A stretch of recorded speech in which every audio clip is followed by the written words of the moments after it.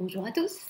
Pour cette dernière vidéo de la période distancielle, eh bien, je vous propose un petit point culture qui va nous emmener chez nos voisins allemands.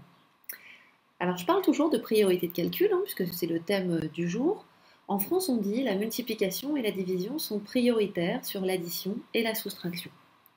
La multiplication, nous la notons en général par une croix, et la division par 2 points ou par 2 points et un trait horizontal, mais la notation officielle, en fait, sont les 2 points.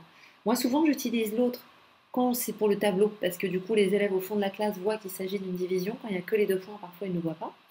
Mais normalement, on met les 2 points sur l'addition et la soustraction. Qu'est-ce que ça veut dire? Ça veut dire, en fait, qu'on a 2 groupes d'opérations.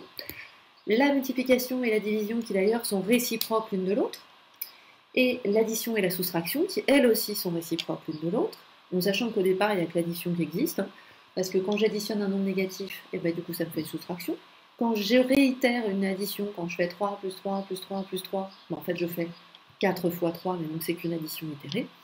Et du coup, la division, n'est qu'une soustraction itérée elle aussi. Bon, bref, c'est pas pour ça que je voulais vous dire tout ça. Ce que je voulais vous montrer, c'est comment on note déjà les opérations en Allemagne. En Allemagne, on note la multiplication par un point. Alors nous, ça arrive aussi quand même, c'est-à-dire que nous, quand on va écrire 2 fois 3, en Allemagne, on va écrire 2.3. Mais nous, on connaît ce genre de notation aussi. Par exemple, quand on écrit, mais là, c'est pas pour les sixièmes, là, je parle plus aux adultes.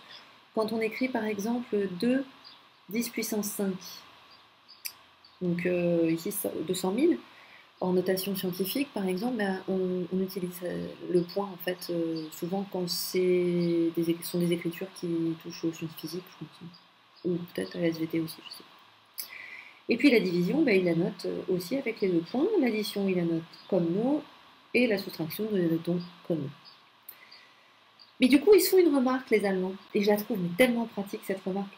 Ils se disent qu'en fait, les opérations multiplier et diviser ne se notent qu'avec des petits points, un petit point ou 2 petits points. Et que les opérations addition-soustraction ne se notent qu'avec des traits. Un trait ou pour la soustraction ou 2 traits perpendiculaires pour l'addition. Alors ils appellent, j'ai confondu les deux en fait, donc vous avez un gros bout de blanco là. Ils appellent ces opérations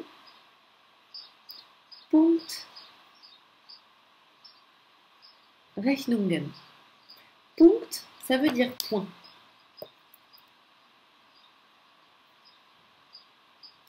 Rechnung, ça veut dire calcul. Le EN, c'est pour le pluriel. Donc nous, on dirait les opérations point. Évidemment, ça ne marche pas chez nous, puisque la multiplication n'est pas représentée par un point. Et les 2 opérations ici, ils vont les appeler Strichrechnungen. Alors, je ne vous réexplique pas Rechnung ni la marque EN, qui est un morphème, je crois que ça s'appelle, pour le pluriel. Et strich, c'est trait. Donc pour eux, ce sont les opérations traits. Donc d'un côté, il y a les opérations point, et de l'autre côté, les opérations traits. Et qu'écrivent-ils? Eh bien, ils écrivent ceci. Punktrechnungen vor Strichrechnungen. For, ça veut dire avant. Donc là où nous, on écrit toute cette grande phrase, eux, ils écrivent ça et encore. Il y a des moyens de l'abréger, comme ici, parce que le mot Rechnung n'est pas répété 2 fois.